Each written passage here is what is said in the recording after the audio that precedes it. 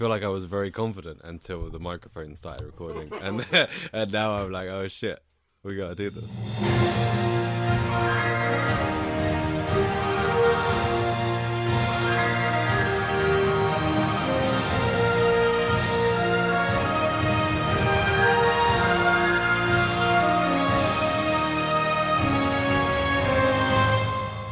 Hello, and welcome to Season 2 of I Hate Your Movie.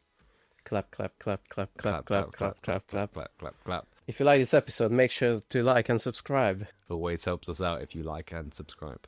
So what is this podcast about, Rick? It's a movie podcast where me and Dan recommend films to each other for your entertainment. Yes. What was the actual catchphrase? Is that the catchphrase? That is the catchphrase. Is it? Yeah. Wow. Cool. So yeah, for those that haven't noticed, we have had a little break. We got kind of to a point where we were busy doing other projects. I had to go to Tibet and learn from monks how to suppress my rage after watching Catwoman and Jack and Jill at the same time. That's why we were a bit late. I had to come back from Tibet. I had to escape from the mental asylum they put me in after I watched Jack and Jill and Catwoman. Did you slid out the bars I like did, Catwoman? Yeah, absolutely, yeah. I learned how to do this. I learned how to be one with the Catwoman movie. Yeah, I just imagine like me in the insane asylum and I just go to do that like a Catwoman and I believe I'm doing it, but actually I'm just like banging my head against the bars. Sounds about right. Okay, so I want to do a little bit of intro. Season 2 is going to be a little bit different from my perspective anyway. Not sure about yours. I have taken like a new like energy into season 2. So in the last season when we started the podcast, I had 3 criteria for recommending films. It had to be one of these things. It had to be a movie that I thought you'd like, you know, which kind of is format breaking, but you know, but usually it worked out anyway. Yeah, I think so. A movie that I thought you'd hate, which, you know, is the format of the thing. Or just like a film I genuinely wanted your opinion on. Like things that cross over between things you like and things you want your opinion, like High Life, for example. Things I wanted your opinion on, like Bread Maker, that kind of thing. But it all got a bit serious. It all got a bit, you know, hoity-toity, posh kind of films every now and again. And that's, I'm none of that. None of that. I don't care about any of it. I don't care if you like the film. I don't care if you hate the film anymore. What I'm going to do is just films I want to see. All right. Films I haven't seen for a while. And just general, like, popular films. So we should rebrand to I don't care about your opinion.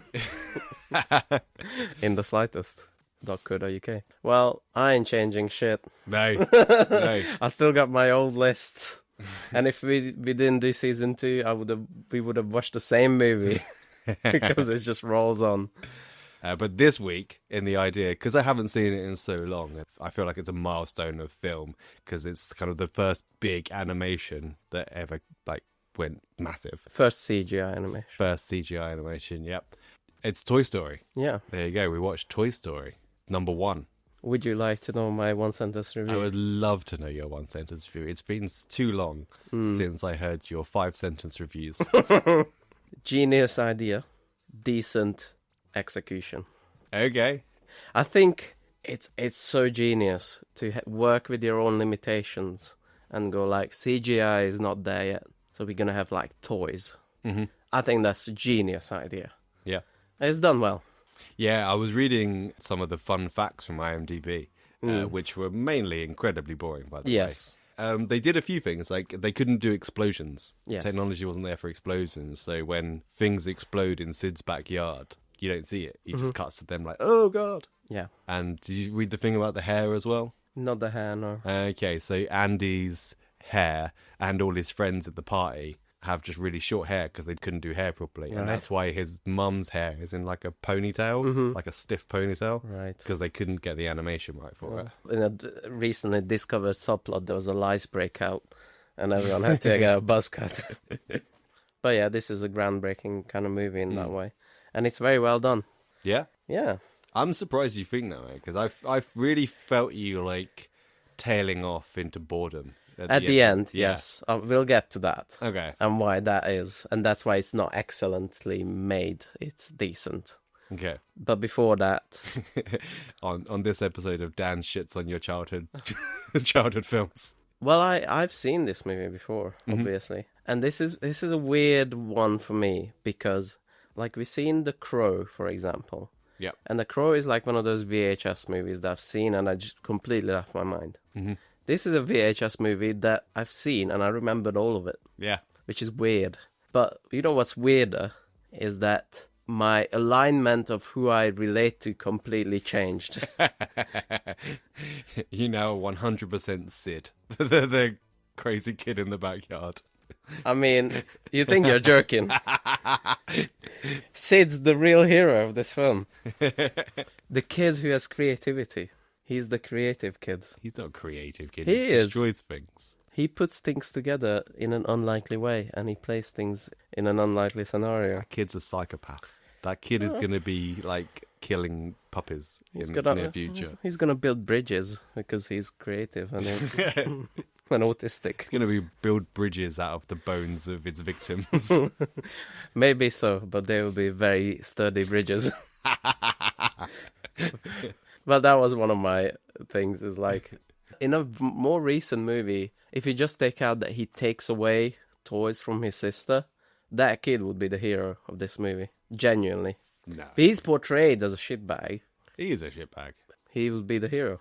I mean, not maybe in this movie's context, but like in a Lego movie context of like, I just want to play the way I want to play. You know? Go on. Because if it was in the Lego movie, he'd still be the bad guy. Because he'd be the one destroying the city that they all live in. But he plays. But the Lego movie, that's the whole point of the Lego movie, is that play the way you want to play. Yeah, but don't destroy it. That's what the bad guys, that's what Will Ferrell said. Because he locked everything in place with the little glue. I see what you're saying. Yeah. I disagree. I think there's a way where you can twist this movie. You can Karate Kid this movie and see from the other side what the other side would be like. And now he's going to build bridges with bones because he was scarred for life, because his toys came to life. But no, I mostly meant, with the alignment change, I mostly meant that, I remember as a kid, I was like Woody. I was really relating to Woody. Yeah. And I'm like, oh, I feel bad for him that like there's this new toy come into play and he still spotlight. Now I think Woody is a giant He's an asshole the whole movie. Yeah. I'm with you on that one, to be honest with you. I did 100%. not expect that. I did not expect to think like that way, but I did. Yeah, he's a pouty little twat. He's just like, I'm not the leader of the gang anymore. Yeah. I'm going to be a dick. And he's horrible. It's horrible. He's really... He tries to murder. Yeah. Woody spends most of his time just slagging Buzz off for no reason. Mm-hmm. For no reason other than, like, he's more impressive. Catty bitch. Yeah, he is. He is a proper little catty bitch. I didn't remember it that way either. Again, like you, I remember it as Woody being like bullied out of his position, but it's not. Yeah. It's not at all. People just love Buzz because he's new and he's interesting and he's like the thing. Yeah. And he hates it. Yeah. What a bitch.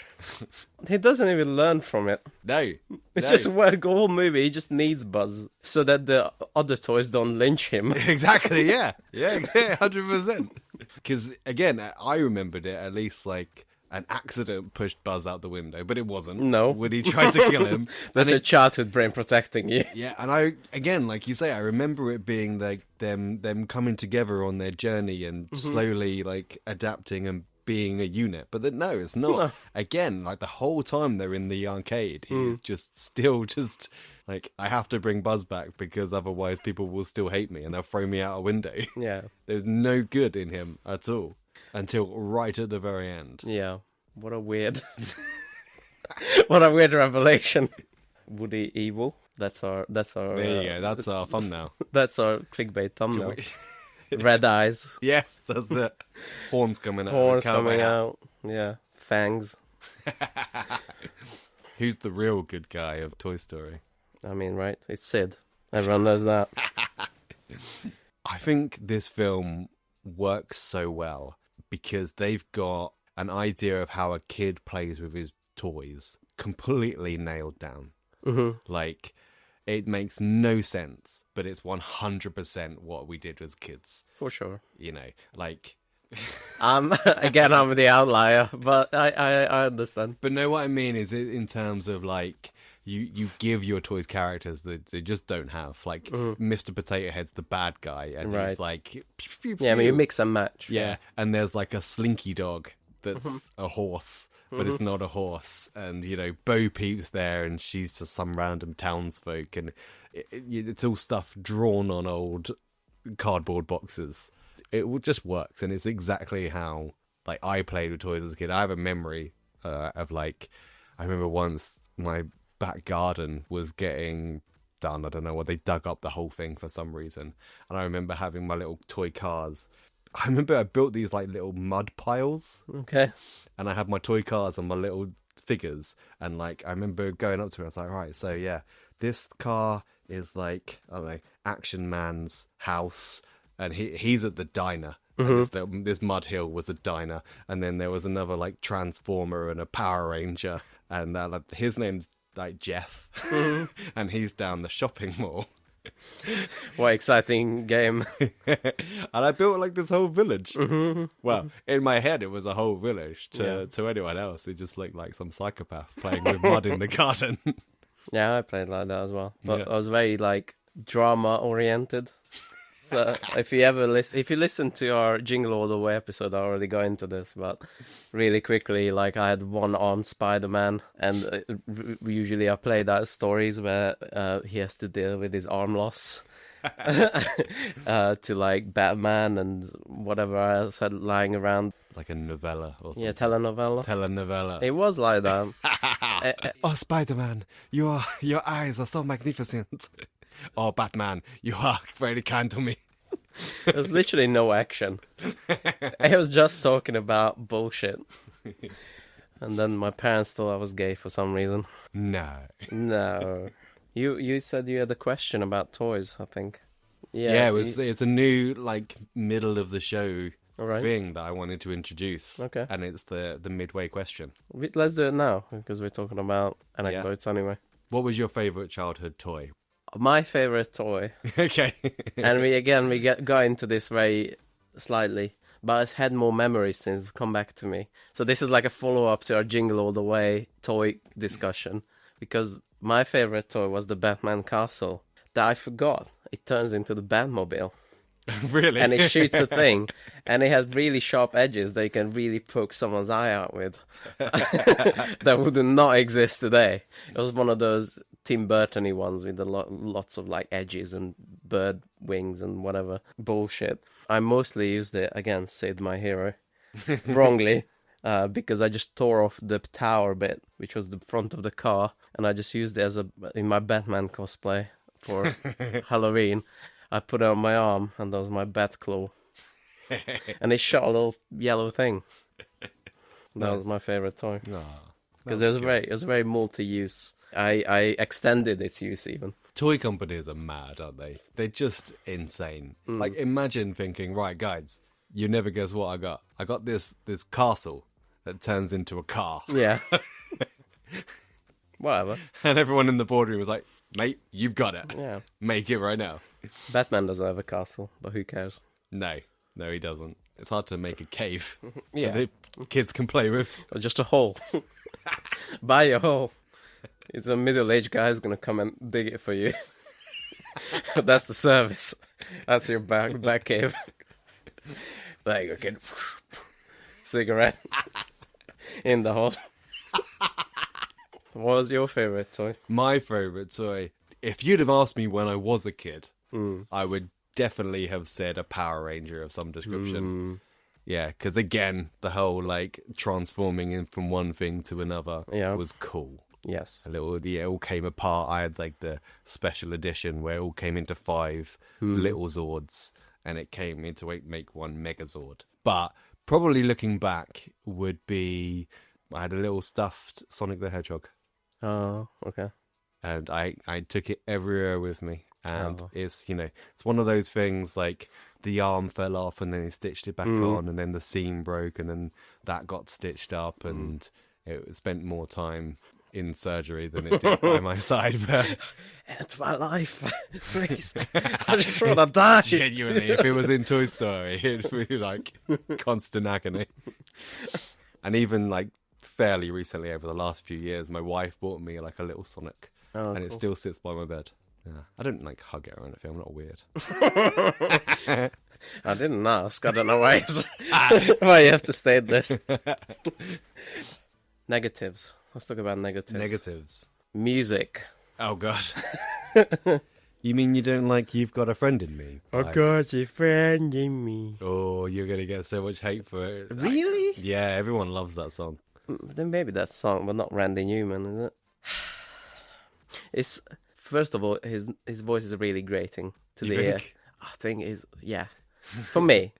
I feel like my ears start bleeding every time I hear that voice. I feel like it works in like more like a blues setting, you know, like grovelly kind of like raspy guy. But it's not as bad as it gets portrayed in like parodies, where it's like he literally sings about what happens. And they're walking down the road, left foot, right foot, left foot, right foot, left foot. He still uses metaphors and allegories, but like he 100% one-to-one matches the emotion without transition. There's a bit in this where Buzz gets thrown out the window, and then it's like upbeat, oh, I got a friend in me, and he gets thrown out the window, and now it's sad. I'm just like, oh, what's the point of this? What are we doing here? What's the point of music at this point? I would say it's just because it's aimed at kids, and it's not, you don't need highbrow music qualities. All right, but maybe just have the music then. Fuck that. Fuck that guy.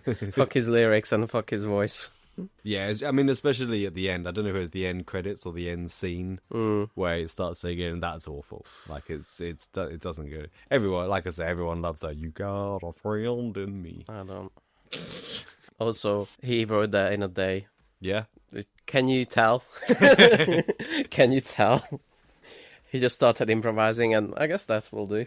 That's what his whole soundtrack feels like. A few things that are rough looking, like the dog. Yeah, it's just. But somehow you can still like maybe like obscure it like in the same way they obscured like the humans. Mm-hmm. Maybe make it like a monster that you can see is mostly his legs, or you look up and it's in shadow or something like that. Yeah. Could have played around with it a bit. I think my biggest pet peeve on this movie is the ending. Yeah, it goes on fucking forever, and anything can go wrong, does go wrong, and you know how it's gonna end anyway. And it keeps going. It just keeps on going because there's an ending with like Sid, and that's like a nice creative ending. Like, oh, toys come to life, scar a little child, whatever. Yeah. And then there's the catch up with the Andy ending, and that takes like felt like forever. Do you know how long this film is? It's very short. Yeah, but if your third act is 50 minutes, you know. Maybe pace it a little bit better. Yeah, I agree with that. Yeah, I mean, I don't know if it's because we were watching it together and I like sensed your boredom. But yeah, I definitely had the same kind of. I think I may have even like fallen asleep at this point a little bit. Here's a question: where do you stand on the plot hole of Buzz thinking he's real? Is that a plot hole? Yes. Here's for why.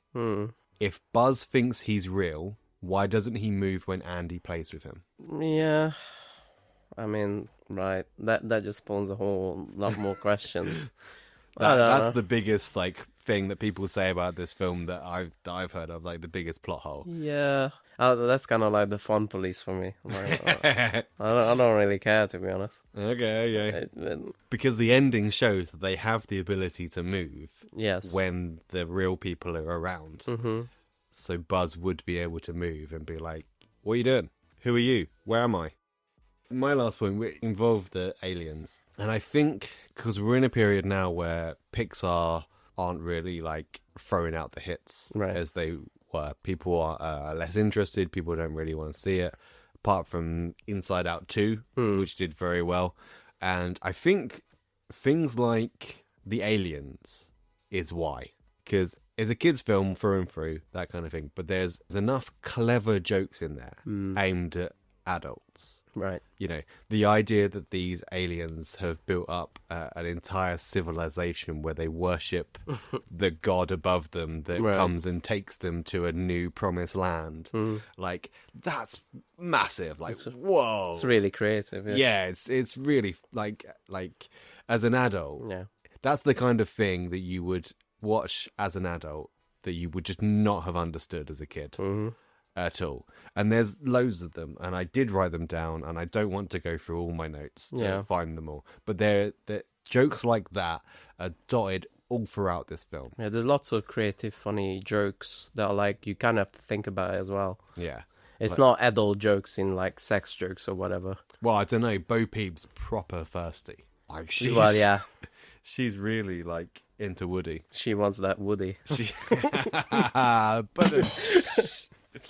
they're just gonna rub the genitalless plastic bodies together. As mad as it sounds, I think that these kids' films, the Pixar films, aren't doing as well because they're solely aimed at children. Yeah. Oh, I did a little research on this film because there's like little Disney hints, little Disney-fying things. Yeah. I did my research. But there's the logo, obviously, and then in the opening credits, Disney Pictures. That was put in, for sure. What are you talking about for the audience? Right, oh yeah, sorry. I always forget neither as a film nerd. So Pixar was its own kind of animation company that Disney bought out later. Not too much later, it's always earlier than people think. But they weren't present when Toy Story was around. And then it says Walt Disney Pictures, that was added. That was the thing, because there was a couple bits in there we noticed that they had references to Disney in the film. Yeah. And we were trying to look into whether or not that's a new thing that they've put in to kind of shoehorn their own products into things, or it was there originally. Well, my shock and horror, Hakuna Matata was originally in that movie. Really? Yeah. It makes sense, I guess, because it was 95 and Lion King just came out a year before. Really? Yes. Which you kind of dissociate those two, right? Yeah, 100%. Because they feel so different. Yeah. I would have easily put those two films 10 years apart. No, 1 year apart. Wow. So it's just a little nod to an animated film that just came out. Wow. The Lion King. Why aren't the board games alive? I had a question as well, because at one point Woody asked the question to the Magic 8 Ball. Yeah. And my brain nearly exploded. Because my brain went like, okay, so is the Magic 8 Ball sentient? Is it choosing to give what answer it gives to Woody? Or is it completely random like a Magic 8 Ball is? And how would you know if the Magic 8 Ball was sentient? And my ears started throwing out steam. For me, it was when they I think they play Battleship at some point. But and the Battleship seems not sentient. Yep. But they also borrow monkeys that interlink from another board game. Yep. And they're alive. What's happening in this universe? And again, like, you could even go further than that. You could say, like, Sid's Toys, for example. Like, what makes the part of it alive? Yeah. At one point, there's a toy that's just a pair of legs attached to a fishing rod. Yeah. Does it need a head? And there's a baby doll head on like a spider's legs. Why can't it talk? It has a head. It has a mouth like all the other toys, but it's completely silent. Is it a new sentient being? Yeah. If you take the head off of one thing and put it on the body of another, which exists as a life form? Like, it's just the whole...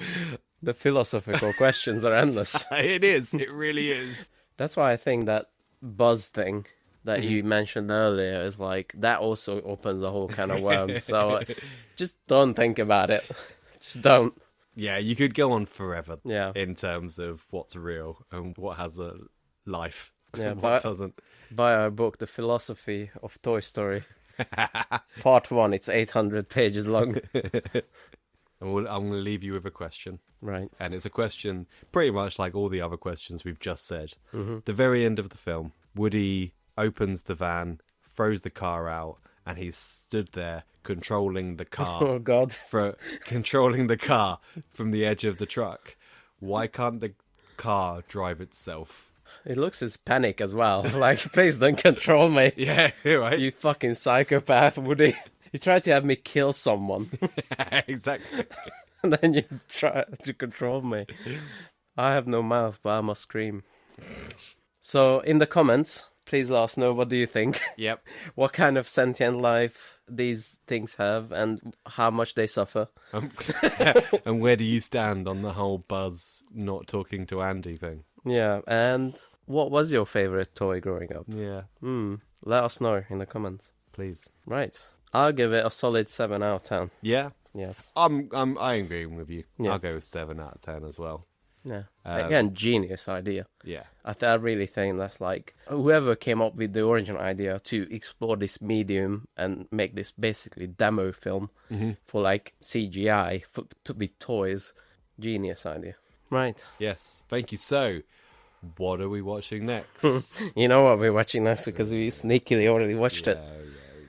What was Sam Raimi doing between Army of Darkness and Spider-Man?